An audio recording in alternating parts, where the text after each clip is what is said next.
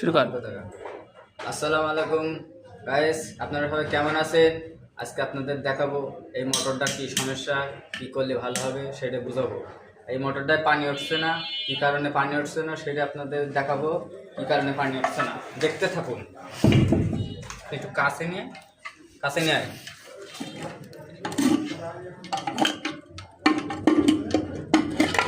Guys দেখতে থাকুন, এটা হাড়িবাসি, হাড়ি ডিপোজার সেট, একবারে বলে ডিপোজার সেট। গাইস দেখতে থাকুন, এই বাসি সেটের ডিপোজার সেটের এই ভিতরের এটা ফেটে গেছে, তার কারণে এই সাইডটা থেকে ভেঙে গেছে। ভেঙে যাওয়ার কারণে আপনার পানি উঠছে না। এখন এটা নতুন পাল্টাতে হবে, এটাই আমরা নতুন লাগাই দেবো।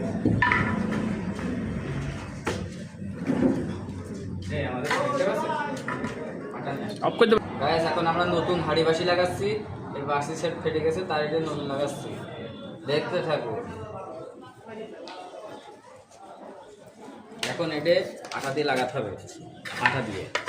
এটা সেট আসছে কিনা সেটা দেখতে হবে। সেট যদি না হয় এটা আঠা দিয়ে সুন্দর করে লাগাতে হবে।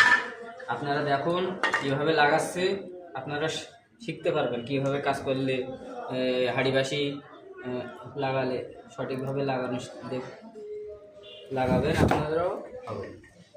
আমি আঠা দিয়ে এটা আপনাদের দেখাচ্ছি। এইভাবে এর ভেতরে দিয়ে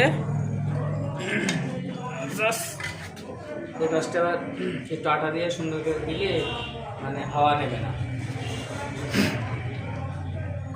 এইভাবে লাগায় হাওয়া নেবে না।